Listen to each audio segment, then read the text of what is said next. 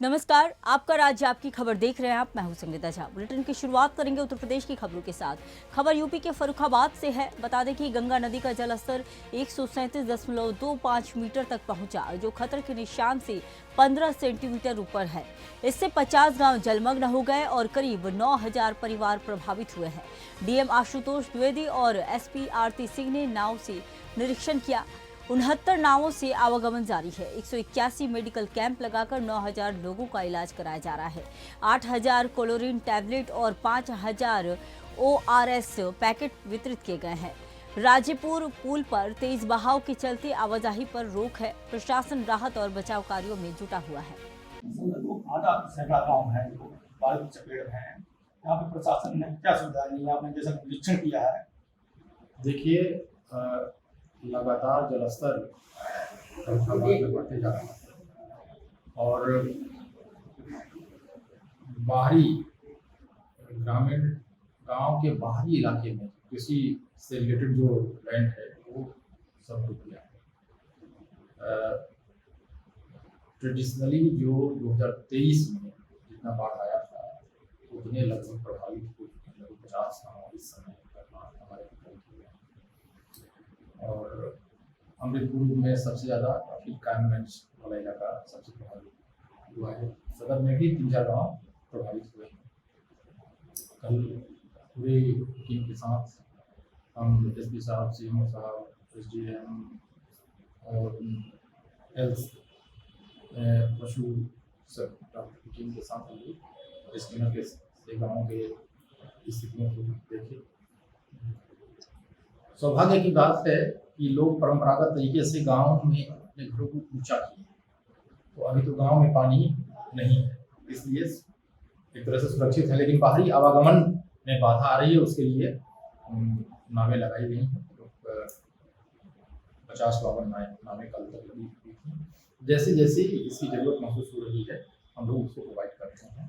और खाद्यान्न आदि जो घरेलू उपयोग के लिए 26 सामग्रियां हैं वो भी 1-2 दिन के अंदर ही हम लोग वितरण करना शुरू कर देंगे, क्योंकि अगस्त तक का एडवांस राशन पहले ही दे दिया गया था, इसलिए उसकी अभी नीड महसूस नहीं हो रही है। लेकिन पानी और बढ़ेगा तो नीड महसूस होगी, उस समय वितरण में भी दिक्कत होगी, इसलिए हम लोग आजकल से वितरण शुरू कर देंगे। जलवायु सब बीमारियां होने पैदा होता है, स्वास्थ्य विभाग को क्या निर्देश दिया? स्वास्थ्य विभाग को बाढ़ प्रभावित क्षेत्र में लगातार मेडिकल कैंप लगाने के लिए और उपचार करने के लिए निर्देश दिए गए हैं। मुझे सुखद आश्चर्य हुआ था कि एक गांव में हम लोग गए थे कल, आशा की मड़ैया में, और लगभग 1 किलोमीटर पानी के बाद वहाँ एक घर में हमारा मेडिकल कैंप लगा हुआ है। तो लगातार मेडिकल कैंप लग रहा है और उसमें कोई कमी नहीं होने दी जाएगी। ये सबको निर्देश दिया गया है, सब इसके लिए सम्मिलित है। अगली खबर यूपी के फर्रुखाबाद से है, जहां 15 अगस्त से पूर्व फर्रुखाबाद में जिलाधिकारी आशुतोष द्विवेदी ने तिरंगा यात्रा की शुरुआत की। फतेहगढ़ के ब्रह्मदत्त द्विवेदी स्टेडियम से बैंड बाजों के साथ यात्रा निकाली गई। इसमें स्कूलों के छात्र, सरकारी कर्मचारी और अधिकारी शामिल हुए। डीएम ने हाथ में तिरंगा लेकर यात्रा की अगुवाई की और हर घर तिरंगा का संदेश दिया।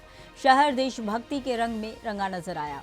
सरकार के संस्कृति विभाग द्वारा, उत्तर प्रदेश की सरकार के संस्कृति विभाग द्वारा हर घर तिरंगा हर मन तिरंगा के कंसेप्ट के साथ सभी भारतीयों को देशभक्ति के विचार भाव लाने, प्रखर और मजबूत बनाने की दृष्टि से तिरंगा से रिलेटेड प्रभात फेरी, तिरंगा से रिलेटेड रैलियां, बाइक रैली, और हर व्यक्ति इसका वॉलंटियर बने ताकि तिरंगा और अपने देश के आन मान स्वाभिमान को वो बढ़ा सके, जान सके और पीढ़ी दर पीढ़ी ये परंपरा बनी रहे, ताकि अपनी स्वतंत्रता अक्षुण्ण रहे।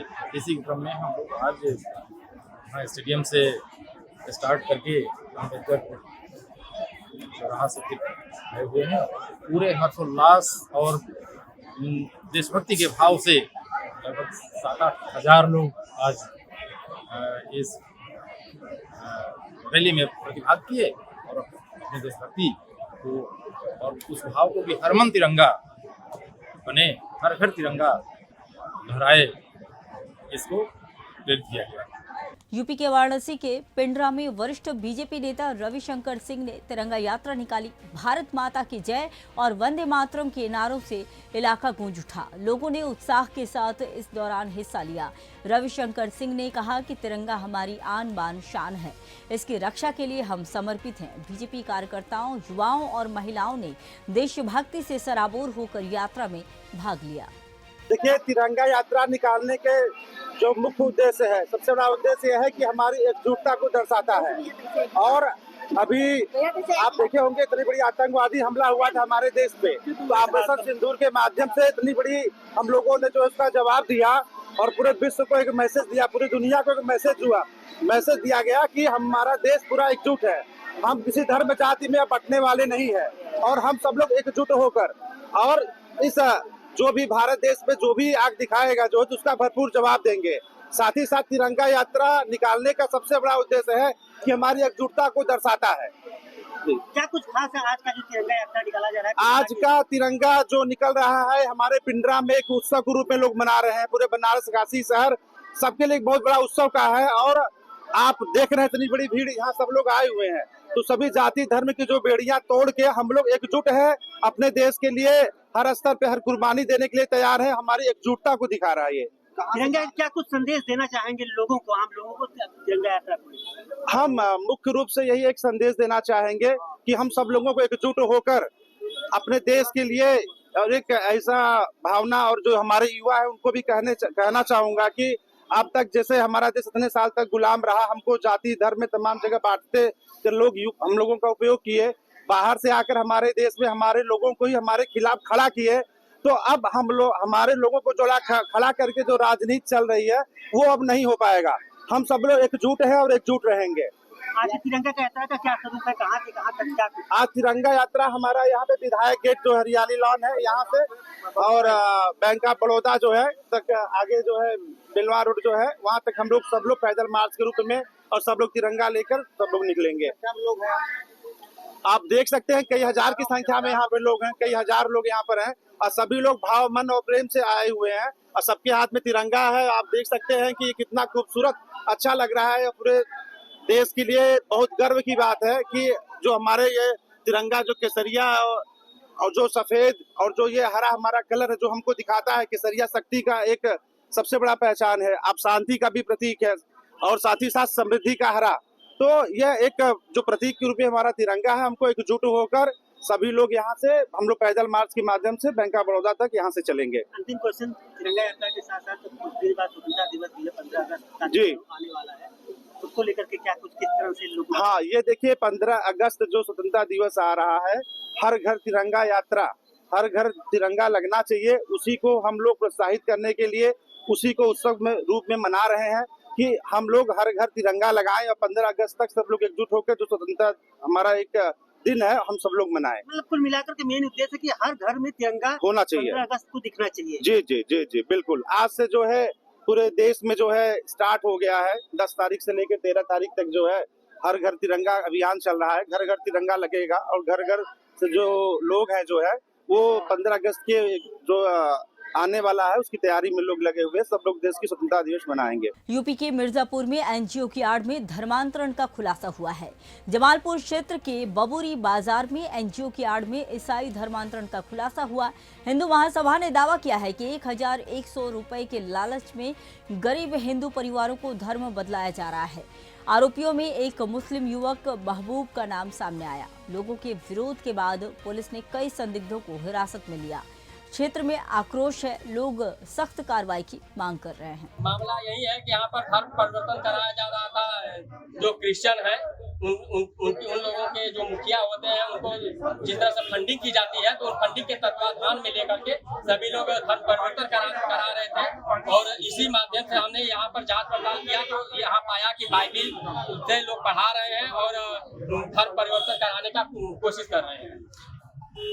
ये मकान किसका है, कुछ बता सकते हैं मकान किसका है? जी, इस मकान के विषय में तो हमें पूर्ण रूप से परिचय नहीं है कि नहीं ये किसका मकान है, क्योंकि हमारा स्टूडियो हमें, लेकिन यहाँ पर आप इधर दिखा सकते हैं कि भारतीय मानवाधिकार परिषद लिखा है, लेकिन इसके अंदर धर्म परिवर्तन करने का कार्य पूरी जोरों से चल रहा है। दिनांक 10 अगस्त 2025 को थाना जमालपुर के चौकी डबक क्षेत्र से एक पीड़ित व्यक्ति द्वारा अवैध धर्मांतरण की सूचना दी गई, जिस पर तत्काल पुलिस टीम मौके पर पहुंचती है एवं मामले की जांच करती है।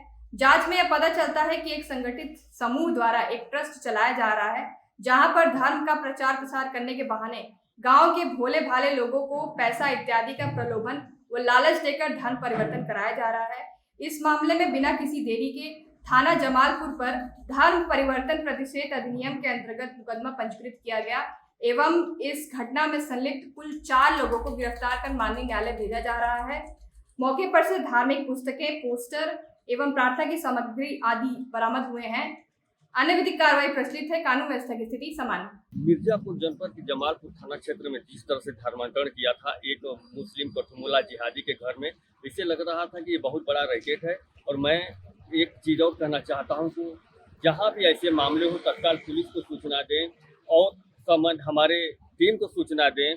और मैं एक चीज़ और कहना चाहता हूँ कि ये जो जिहादी और कठमुल्ले टाइप के लोग हैं, ये असामाजिक तत्व हैं, ऐसे लोगों पे देशद्रोह का मुकदमा होना चाहिए। जहाँ जहाँ भी धर्मांतरण हो रहा है, जो संबंधित थाना है और जो वहाँ के सम्मानित लोग हैं, तत्काल हिंदू वाहिनी संगठन के जो लोग हैं, बजरंग दल के जो लोग हैं, उनको तत्काल सूचित करें और ऐसे देशद्रोहियों पे रोक लगाएं और ऐसे लोगों को जेल भेजना बहुत जरूरी है। कैमरामैन सतीश तिवारी के साथ जिला संवाददाता प्रसाद जनपद मिर्जापुर। खबर में बात अब यूपी के चंदौली की। चंदौली के मधुपुर गांव स्थित मां काली मंदिर में चोरों ने घंटा और मुकुट चुरा लिया। यही नहीं, मंदिर में थूक कर आस्था का अपमान भी किया गया। घटना से ग्रामीणों में आक्रोश है। मौके पर पहुंचे कोतवाल संजय सिंह ने जल्द गिरफ्तारी का आश्वासन भी दिया है। वहीं इस दौरान वहां पर मौजूद जो स्थानीय थे, उन्होंने कहा है कि ये कोई जिहादी साजिश हो सकती है। ग्रामीणों ने प्रशासन से दोषियों की गिरफ्तारी की मांग भी की है। इस मंदिर पर 31 के रात में जो है चोरी हुई। कितने का गया है ये? क्या चोरी हुआ है बताइए खुल के। लगभग 1.5 कुंटल का पीतल गया है, माँ का 2 छोटा चांदी का गया है और नथनी गई है सोने की। पुलिस आई थी? हाँ, पुलिस को सूचना दिए, पुलिस आई थी। पहले 112 आई, फिर इंस्पेक्टर साहब आए, फिर सूचना दी, फिर इंस्पेक्टर साहब आए थे। किस पे संभावना है, कौन कर सकता है? देखिए, संभावना तो किसी पे नहीं है, क्योंकि जब हम लोग सीटी कैमरा में देखे हैं तो इसमें लग रहा है कि कोई बाहरी है और आया, एक दिन पहले निरीक्षण किया है और रात को चोरी किया। ऐसा तो कोई जिहादी मानसिकता का ही किया होगा जो मंदिर में थूका है और चोरी किया है। हिंदू तो ऐसा कर नहीं सकता। सर, ऐसी बात तो जरूर है, क्योंकि कोई मंदिर में आकर के जूता पहन के हिलेगा नहीं और थूकेगा नहीं। कोई ऐसा दुष्ट प्रकृति का ही विचार वाला है जो आकर के ऐसा हरकत किया है। हम लोगों को कल इसकी जानकारी हुई, गांववासी ही बताए, क्योंकि हमारा भी परिवार का मूल गांव यह है, एक लगाव तो रहता ही है। उन्होंने बताया कि चोरी हुई, तो पहले तो हम लोग समझे कि सामान्य चोरी हुई है कोई यहाँ, लेकिन बाद में समझ में आया, पवन जी से बातचीत हुई तो कहा कि नहीं, यहाँ घंटा बहुत बड़ा और लगभग जो काली जी का गहना वगैरह जो लगा था, सब मिलाकर 1.5-2 लाख की चोरी हुई है। और जो स्थिति हमने देखा उसके आधार पर लगता है कि वास्तव में कोई मुल्ला कठमुल्ला या जिहादी मानसिकता का व्यक्ति आया है और यहाँ इस मंदिर को अपवित्र भी किया है, चोरी भी किया है। मानसिकता तो उसकी गंदी ही है, लेकिन जो जिस हिसाब से प्रवेश किया है तो लगता है कि पहले से इस मंदिर से जुड़ा हुआ है और उसने जो है सारी कार्रवाई किया। आने के ताला तोड़े के बाद तुरंत बिजली ऑफ किया, स्विच ऑफ किया, तब सारे चोर आए हैं और इन्होंने कार्रवाई किया। चंदौली मुख्यालय से 2 किलोमीटर पे दूर ये मधुपुर गांव है और ये प्राचीन काली माँ का मंदिर है। यहाँ पे जिहादी या कठमुल्ला जो भी हो या ऐसा मानसिकता है कि ये 1 बजे रात को आए हैं और यहाँ का मंदिर का ताला तोड़े हैं। मंदिर के तमाम यहाँ से घंटा गायब है और जो माँ काली का मुकुट है उसको भी चोर यहाँ पे ले गए हैं। जो ऐसे लोग हैं जो कृत्य किए हैं, वो तो माँ काली का दरबार है, तो क्षमा करेंगे ही नहीं, लेकिन ऐसे जिहादी मानसिकता के लोग आए हैं और यहाँ पे कम से कम 7-8 लाख रुपए का सामान चोरी किए हैं। और यहाँ बगल में खेत है, वहाँ पे जो राड था घंटे का वो वहाँ पे काट के फेंका गया है।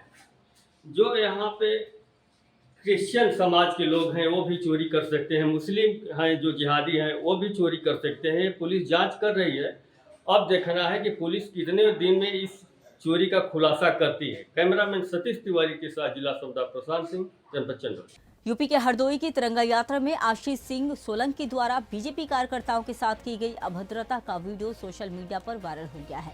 पीड़ित कार्यकर्ता अनुज मिश्रा ने एसपी को शिकायत दी। पुलिस जांच में जुट गई है। यात्रा काशीपुर से कोरिया तक निकाली जा रही थी। सधई बहटा ग्राम सभा में यह घटना घटी है। सोशल मीडिया के माध्यम से दो पक्षों के बीच में एक गाली गलौज का वीडियो संज्ञान में आया है। प्रथम दृष्टया जांच में यह वीडियो थाना कोतवाली शहर क्षेत्र सधई बहटा का बताया जा रहा है। पुलिस द्वारा इसकी जांच की जा रही है। जांचोपरांत जो भी तथ्य प्रकाश में आएंगे अग्रिम वैधानिक कार्रवाई की जाएगी।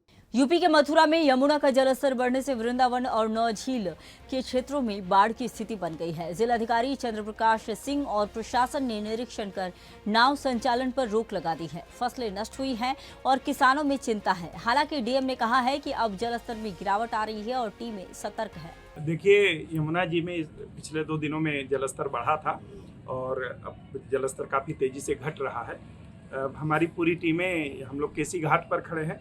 यहाँ 2 दिन से लगातार एसडीएम साहब स्वयं डेरा डाले हुए हैं और हम लोगों ने नाव आदि भी बंद करा दी थी ताकि कोई घटना ना घटे।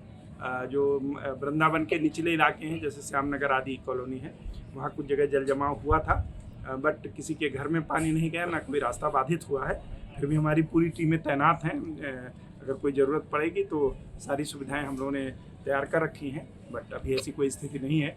इसके अलावा महावन तहसील में नगला आकोस एक गांव है जो जहां एकदम यू के आकार में यमुना जी हैं और बीच में गांव आता है। वहां एक सड़क के ऊपर पानी आ गया था। आज मैं सवेरे वहां गया था, फिर वहीं से आया हूं।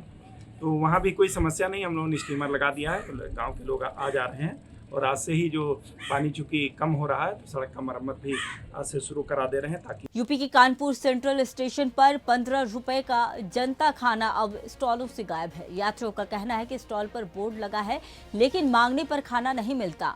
इसके बदले महंगा खाना बेचा जा रहा है। रेलवे गाइडलाइन के बावजूद गरीब यात्रियों को परेशानी हो रही है। जनता खाना इसमें बेचा जाता है निर्देशित सारे स्टॉल को, और अगर बार बार इसमें हम लोग इसमें जाँच भी करते हैं और नहीं अगर पाया जाता है जनता खाना तो उसके ऊपर हम लोग आर्थिक दंड भी लगाते हैं स्टॉल के ऊपर। पिछले अगर आप देखें 2 साल 3 साल में तो हम लोगों ने बहुत सारे सभी स्टॉल पे इसको लेकर जब भी ऐसा पाया गया है कि जनता खाना नहीं है तो लोगों ने लगाया है और चेतावनी भी दी है स्टॉल को, और आगे भी हम लोग इसकी और ज़्यादा तरीके से निगरानी करेंगे कि जनता खाना सप्लाई सभी स्टॉल पे सुनिश्चित की जाए। हम लोग प्रयास करेंगे कि ये जो बीच में नहीं बेचा जा रहा जनता खाना स्टॉल के द्वारा उनको लगातार 24 घंटे स्टॉल पे उपलब्ध है, इसके लिए प्रयास। यूपी के हरिगढ़ में रिहाना नामक महिला ने अपने पति सलीम पर 3 तलाक देकर दूसरी युवती के साथ फरार होने का आरोप लगाया। रिहाना ने सलीम पर हत्या की कोशिश और उसके देवरों पर हिंदू लड़कियों का धर्मांतरण कराने का आरोप भी लगाया है। रिहाना ने मुख्यमंत्री से न्याय की मांग की है। पुलिस ने अब तक कोई कार्रवाई नहीं की है, जिससे पीड़िता निराश है। हरिगढ़ के सिविल लाइन थाना क्षेत्र में अगर मैं बात करूं तो जीआरपी का दरोगा धर्मांतरण का मुखिया माना जा रहा है। और मैं आपको बता दूं इसके पीछे जो कारण बताया जा रहा है, रिहाना को परेशान किया। रिहाना को 3 तलाक बोलकर सलीम यहां से एक युवती को लेकर भागा। और मैं आपको बता दूं 3 छोटे छोटे बच्चे हैं रिहाना के।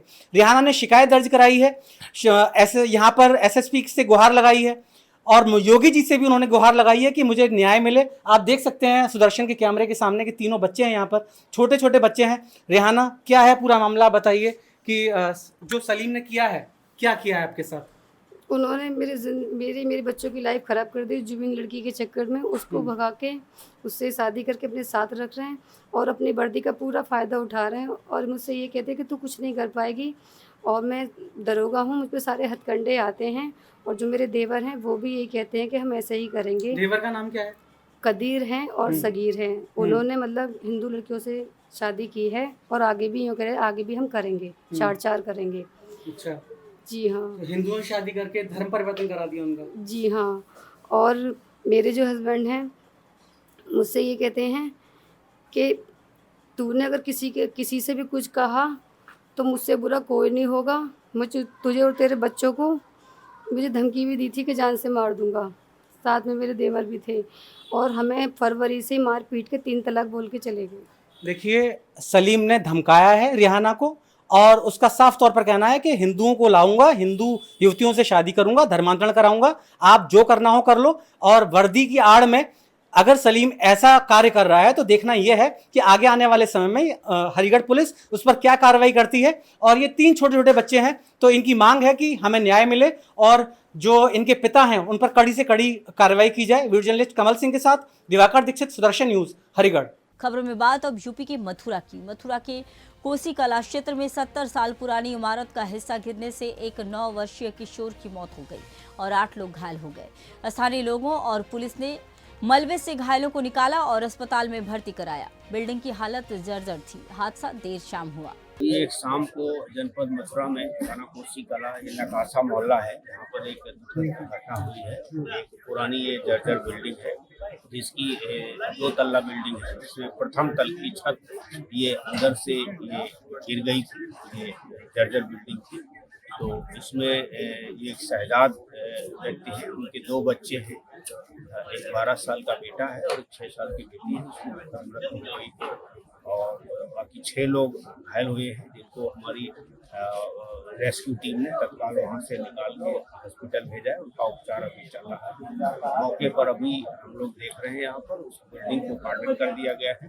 बाकी और भी हम लोग देख रहे हैं उसको किस तरह से हम उसका समाधान कर सकते हैं। PWD की, राजस्व की सभी टीमें मौके पर मौजूद हैं, जो भी हम कार्रवाई कर सकते हैं। अभी यहाँ नगर पालिका के भी अधिकारी हैं, उनसे भी वार्ता हुई है। उनका कहा गया कि कल ही वो पूरा कर ले और हमारी टीम भी देख रही है, जो भी इस तरह के जर्जर बिल्डिंग होंगी उनको इंगित किया जाएगा। यूपी के गाजियाबाद के मोदी नगर में डिलीवरी के बाद महिला की मौत पर परिजनों ने अस्पताल पर लापरवाही का आरोप लगाया। डॉक्टर और स्टाफ पर नशे में होने और मारपीट के आरोप लगे। पीड़ित पक्ष ने बताया कि डॉक्टर अनिल गर्ग और उनके परिवार ने डंडों से हमला किया। पुलिस को सूचना मिलने पर मामला शांत कराया गया। मामला ये हुआ जी, कल हमने 2:30 बजे के आसपास मेरी सिस्टर अभिनीश, उसे हमने एडमिट करी थी। बड़े ऑपरेशन से उसकी लड़की हुई थी और इन्होंने जनरल वार्ड फीस के लिए, मतलब जनरल वार्ड में इन्होंने उसने रख लिया। उसमें सर कोई सुविधा ना AC की, पंखा भी हम अपने घर से लाए, हमने पंखा भी लगाया और उसकी इतनी तबीयत खराब थी। आज हम कह रहे थे आप इसे रेफर कर दो, अगर आपके हाथ में ना हो आप इसे और कहीं भेज दो। नहीं, कहने लगे हम कर लेंगे। और क्या नाम है, अब ज़्यादा 8 बजे ज़्यादा तबीयत खराब होगी। तबीयत खराब होने के बाद सारे डॉक्टर तो थे ना सर, नर्स थी, ये अंदर ले गए। हमने कहा हमें तो देखने दो, हमें गेट पर धक्का दे दिया। फिर क्या नाम है, डॉक्टर अनिल गर्ग वीडियो में साफ आ रहे हैं, लठ बजा रहे हैं। एक ये रहा, इसके मुंह पे लठ मारा है और कहीं है और भी है, फिरोज भाई इनके लठ मारा, डॉक्टर अनिल गर्ग। बताओ ये हॉस्पिटल है कसाई खाना है? बताओ जो है वो पेशेंट है, उनकी उनसे पूछ सकते हो। पेशेंट भी बता देंगे आपके पेशेंट उसका हाथ तोड़ दिया, मेरे देखो हाथ में लठ मारा है। आपके पेशेंट को क्या हुआ? हमारा पेशेंट मार दिया इन्होंने, और कहीं रेफर ही नहीं करा, मार दिया। 3-4 सुविधा नहीं है, ब्लड की चढ़ा दी, पैसे पे पैसे की डिमांड। पुलिस से शिकायत कर दी आपने? सर पुलिस से शिकायत कर दिया हम। पुलिस भी कोई सुनवाई नहीं कर रही हमारी। और हमारे पास वीडियो सबूत है, सब चीज है। वीडियो में डॉक्टर अनिल गर्ग लठ बजाते आ रहे हैं। बताओ, इसका मुंह पे लठ मारा है और इनके हाथ में मारा। बताओ। यूपी के शामली से खबर है। बता दें कि थाना भवन क्षेत्र में 2 युवकों ने बकरी चोरी की कोशिश की, लेकिन ग्रामीणों की सतर्कता से एक आरोपी को बकरी और बाइक सहित पकड़ लिया गया। दूसरा आरोपी फरार है। पकड़े गए आरोपी अशरफ ने साथी का नाम शहनवाज बताया। पुलिस ने आरोपी को हिरासत में लिया है। मामले में पुलिस की कार्रवाई जारी है। यूपी के आजमगढ़ में होमगार्ड पर दर्ज है 8 आपराधिक मामले, फिर भी ड्यूटी जारी। मुबारक थाने में तैनात होमगार्ड निरंकार राम पर NDPS, पॉक्सो, रेप, चोरी समेत 8 मुकदमे दर्ज हैं। चौंकाने वाली बात यह है कि 6 केस उसी थाने में दर्ज हैं जहां वह 24 साल से ड्यूटी कर रहा है। पुलिस महकमे की लापरवाही इस दौरान उजागर हुई है। सोशल मीडिया के प्लेटफॉर्म से एक खबर संज्ञान में आई है, जिसमें बताया जा रहा है कि एक होमगार्ड निरंकार राम पुत्र बिरजू, जो दामोदरपुर का रहने वाला है, मुबारकपुर थाने पे ड्यूटी कर रहा है और इसके विरुद्ध थाना स्थानीय पर कई मुकदमे पंजीकृत हैं। उक्त संबंध में अवगत कराना है कि पूर्व में ही इस होमगार्ड के कार्यों के बारे में जानकारी प्राप्त हुई थी, जिसके संबंध में थाना स्थानीय द्वारा एक रिपोर्ट कमांडेंट होमगार्ड को प्रेषित की गई थी, जिस पर कमांडेंट होमगार्ड द्वारा इस होमगार्ड को ड्यूटी से निलंबित कर दिया गया है। पिछले 1 महीने से ये किसी प्रकार की कोई ड्यूटी थाना स्थानीय पर नहीं कर रहा है और इसके विरुद्ध कार्रवाई की जाए। पीएम नरेंद्र मोदी ने बेंगलुरु में 22,800 करोड़ रुपए की मेट्रो परियोजनाओं का उद्घाटन किया। उन्होंने 2047 तक विकसित भारत बनाने के लिए सबके सहयोग की अपील की है। मोदी ने बताया कि भारत अब दुनिया की 5वीं सबसे बड़ी अर्थव्यवस्था बन चुका है और मेट्रो नेटवर्क में तीसरे स्थान पर है। निमगेला नन्ना नमस्कार गड़ो।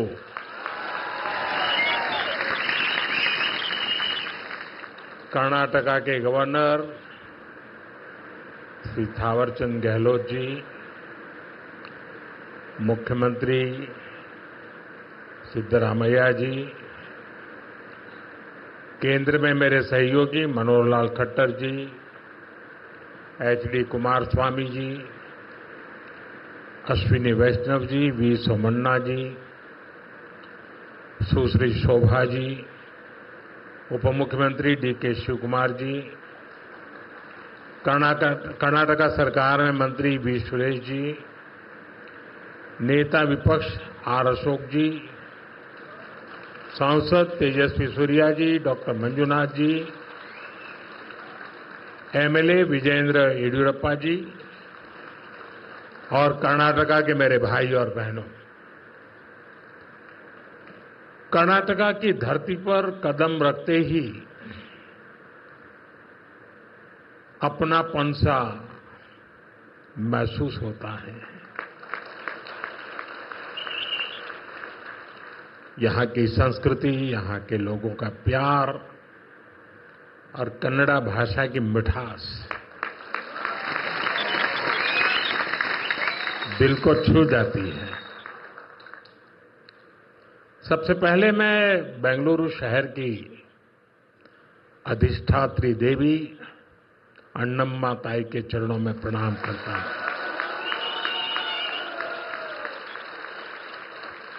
सदियों पहले नाड़ प्रभु केम्पेगौड़ा जी ने बेंगलुरु शहर की नींव रखी थी। खबरों में बात अब बिहार की मुंगेर नगर निगम में मजदूर नेताओं पर हड़ताल के नाम पर मालामाल होने का आरोप लगा है। संजय केसरी ने कहा कि हड़तालें मजदूरों को नुकसान पहुंचा रही हैं। उन्होंने 16 अगस्त से टाउन हॉल में आमरण अनशन का ऐलान किया। मुद्दों में PF घोटाला, बिना नोटिस कर्मियों की छटनी, सेवांत लाभ और पदोन्नति शामिल है। बिना टेंडर के NGO से समझौते पर भी सवाल उठ रहे हैं।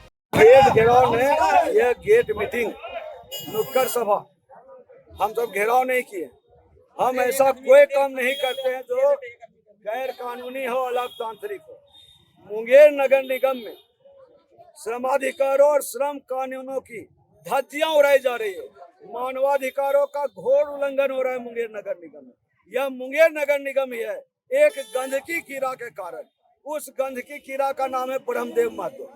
इस गंदगी कीड़ा के कारण मुंगेर नगर निगम का न सिर्फ दैनिक सफाई कर्मी, न सिर्फ NGO, बल्कि और न सिर्फ जलकल कर्मी, न सिर्फ सेवानिवृत्त कर्मी, बल्कि कार्यालय के कर्मी भी तमाम तरह के परेशानी को झेल रहे हैं।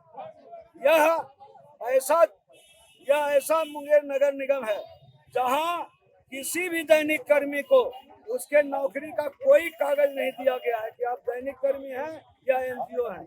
जब मन होता है, जिसको मन होता है बैठा देता है। कर्नाटक के चिकौड़ी से खबर है। बता दें कि श्री क्षेत्र धर्मस्थल ग्रामीण विकास परियोजना द्वारा श्रद्धा केंद्रों का स्वच्छता कार्यक्रम किया गया। श्रावण मास के अवसर पर भी क्षेत्र धर्मस्थल संघ के पदाधिकारियों और सदस्यों द्वारा कर्नाटक बेलगांव जिले के निपानी तहसील के कुर्ली प्रभागों के कोगोनोली, कुर्ली, नागनूर भागों में श्री अंबिका मंदिर, नागनाथ मंदिर और गणेश मंदिर में स्वच्छता कार्यक्रम आयोजित किया गया। कार्यक्रम में बोलते हुए जोन पर्यवेक्षक अनिल दवणे ने कहा कि धर्मस्थल मंदिर कर्नाटक राज्य का एक प्रसिद्ध मंदिर है और इस मंदिर को भारत में सबसे स्वच्छ धार्मिक शहर का पुरस्कार दिया गया है। मध्य प्रदेश के ग्वालियर में दीनदयाल उपाध्याय के एकात्म मानववाद दर्शन की 60वीं वर्षगांठ पर कार्यक्रम हुआ। मुख्यमंत्री मोहन यादव, नरेंद्र सिंह तोमर, कैलाश विजयवर्गीय सहित कई प्रमुख नेता उपस्थित रहे। CM ने कहा कि सरकार अंतिम व्यक्ति के विकास के लिए प्रतिबद्ध है। हीरक जयंती का पंडित दीनदयाल उपाध्याय जी का अद्भुत कार्यक्रम हुआ है। यहाँ विश्व की सबसे बड़ी पार्टी के जिस व्यक्तित्व ने इस दर्शन को प्रतिपादित किया, उनके द्वारा सबसे पहले ग्वालियर की धरती पर इस विचार को व्यक्त किया गया था। उसी की स्मृति में 60 वर्ष पूरे होने पर ये कार्यक्रम किया गया है। मेरी अपनी ओर से समूची आयोजन समिति को बधाई। एकात्म मानव दर्शन पंडित दीनदयाल उपाध्याय जी ने प्रतिपादित किया, उसकी हीरक जयंती का अवसर था। देश भर में कार्यक्रम संपन्न हो रहे हैं। एकात्म मानव दर्शन दुनिया में जितने विचार हैं उन सब विचारों में एकमात्र समाधान है एकात्म मानव दर्शन।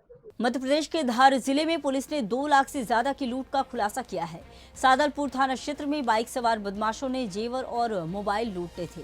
पुलिस ने घेराबंदी कर तीनों को अपाचे बाइक समेत पकड़ा और उनसे सोना चांदी व हथियार बरामद किए। कि कुछ लोग संदिग्ध जो है तीसगांव तरफ जाते हुए नजर आए। तत्काल हमने 2 टीमें बनाई। एक मैंने ASI राकेश मीणा के नेतृत्व में टीम को रवाना किया और एक सब इंस्पेक्टर वर्मा जी के नेतृत्व में टीम को रवाना किया और घेराबंदी करके हमने अपाचे गाड़ी में 3 संदिग्ध बदमाश जो थे उनको घेर लिया। तब तक हमारा फरियादी भी वहां आ गया। उसने भी तस्दीक कर दी कि हाँ यही था और इसके साथ 2 अन्य लोग थे। मौके पर हमने पूछताछ करके रात में ही तीनों लोगों को आइडेंटिफाई कर लिया और रात में ही हमने टीम बना के जहाँ जहाँ हमको उनकी सूचनाएं मिली वहाँ जाके दबिश दी और तीनों व्यक्तियों को राउंड कर लिया। तो कितना मशरूका इसमें बरामद हुआ है? इसमें 2 सोने के मंगलसूत्र थे, 2 पायजेब थी, एक बिल्कुल न्यू ब्रांड मोबाइल था 20,000 का जो उसने परचेस किया था उसी दिन और मोटरसाइकिल थी। ये करीबन हमारा 2,20,000 का मशरूका। तीनों आरोपी गिरफ्तार हो गए? तीनों रात में ही गिरफ्तार हो गए। फिलहाल के लिए इस बुलेटिन में इतना ही। देश दुनिया की तमाम खबरों के लिए बने रहिए सुदर्शन न्यूज के साथ। जय हिंद।